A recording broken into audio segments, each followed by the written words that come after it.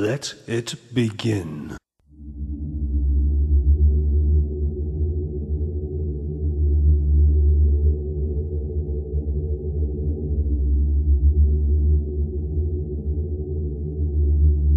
El tornado fue realmente inusual, no se ha visto en esta zona algo parecido.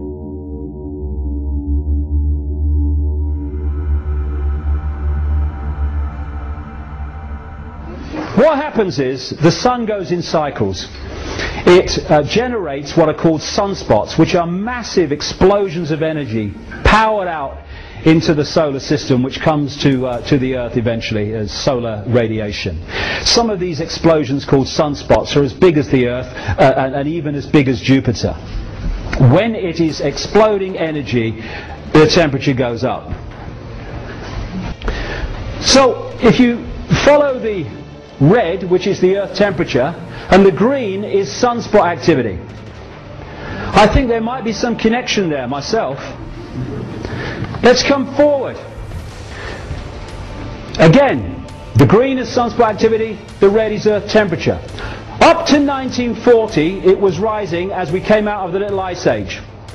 After the war, this period included, when there was a massive increase in industrialization, and therefore carbon emissions, temperatures fell from 1940 to 1975 to such an extent that the BBC were running documentaries about the dangers of the coming ice age. I remember that. From 75 it started to climb as sunspot activity climbed. Now, other planets in the solar system have been warming up. I don't know whether you've seen them factories on Mars. Them bloody Martians and them 4x4s, you know, it's bloody outrageous. Now, what is the common denominator of these other planets and the Earth? Can't work it out. Must be the sun. Now, this is the great one. The temperature's higher than it's ever been since records began. When did they begin? 1860. 1862? That's 5 minutes ago in weather cycles. What are you talking about? Now, I'm not saying that pollution's a good thing. Not saying that. But if we're going to get streetwise, we need to understand that it's not causing climate change. This is the Global Warming Survival Handbook, going with the Live Earth concerts, you know, orchestrated by Al Gore. David de Rothschild wrote that. Very good. I'm sure they care about the planet, as they're lending us money that doesn't exist and trawling the wealth as a result of us not paying it.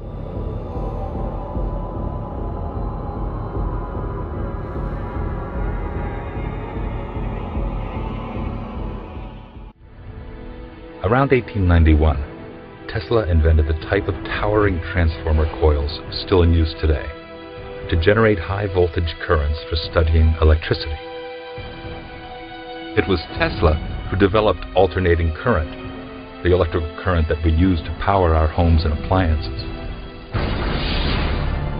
It was also Tesla who put man on his quest to control the weather. He developed a chilling theory for controlling the weather using extremely low-frequency waves, or ELF waves. ELF waves are low-level electrical currents that are discarded from electrical power lines, electrical wirings in our homes, even electrical equipment in our cars. These are normally emitted at levels so low that they won't harm you. Tesla theorized that if ELF waves could be beamed into the ionosphere, in the upper reaches of the atmosphere, man could change the course of weather. The ELF waves would create heat, altering the molecular structure of the ionosphere, pushing it out into space. They are located in Gakona, Alaska. The project is called HAARP.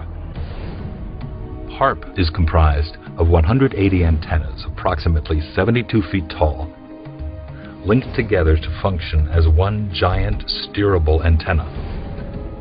Steerable because it can aim millions of watts of ELF waves into one tiny patch of the atmosphere. The U.S. military says HAARP is merely being used to study the physical and electrical properties and behavior of the ionosphere for both civilian and defense purposes.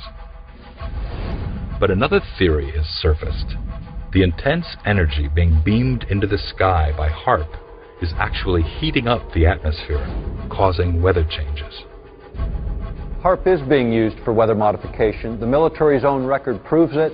They've admitted it within their own documents, and yet they still deny it to the public. Dr. Agnew has devised a demonstration to show how HAARP could manipulate the atmosphere. So what we've done is we've got a cloud generator up here. It's an ultrasonic nebulizer. It's going to create real water particles, just like you would find in a cloud. What we're seeing now is we're actually filling this chamber with microscopic water particles. You can see that it's almost completely filled with water vapor. It's beginning to condense a little bit on the sides, just so that you can see the detail. We've got a nice dense fog, just like you were sitting inside a cloud at 50,000 feet. At the bottom of the cloud chamber, Dr. Agnew has constructed an ELF wave transmitter, a miniature version of HAARP. We're only using 100 watts. It's perfectly safe. When Dr. Agnew turns on the ELF wave transmitter and begins shooting ELF waves into the simulated cloud, the cloud begins to move up to the top of the chamber, taking the moisture with it. If you get down low enough, you can actually see a clear layer above the antenna. It is actually pushing these water particles up, and that's exactly how HAARP works. What we've done is we've not only pushed the cloud off of the HAARP antenna, but as you can see, our cloud is almost completely gone inside. HAARP does exactly the same thing. It ionizes the particles, pushes them out into space. HAARP is one of several ELF wave transmitters located all over the globe. The United States owns and operates 3 of them, one in Gacona, Alaska, another in Fairbanks, Alaska, and one in Arecibo, Puerto Rico. Russia has one in Vasilursky near Nizhny Novgorod, and the European Union has one near Tromsø in Norway. Working in tandem, these transmitters could potentially alter the weather anywhere in the world, changing the jet stream's course entirely, triggering massive rainstorms or droughts. Even hurricane steering would be possible by heating up the atmosphere and building up high-pressure domes that could deflect or change the course of hurricanes.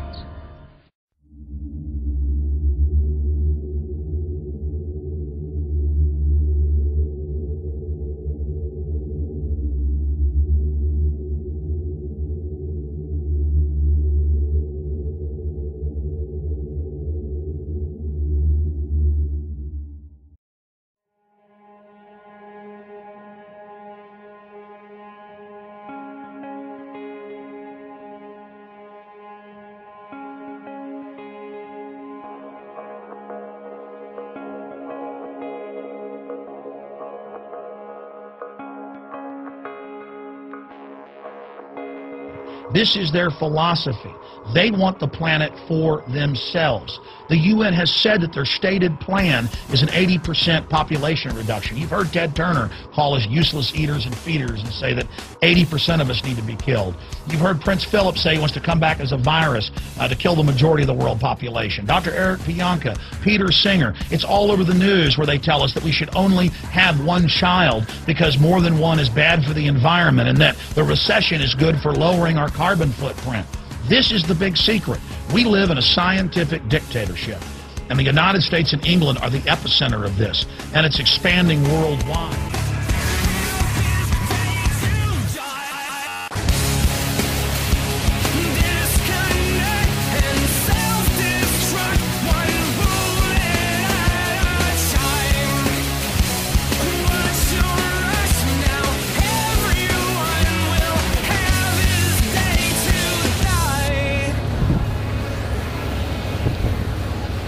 No pedo.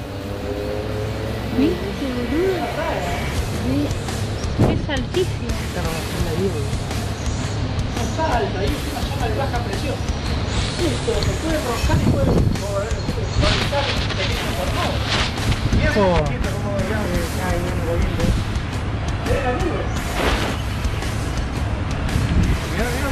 Ajá.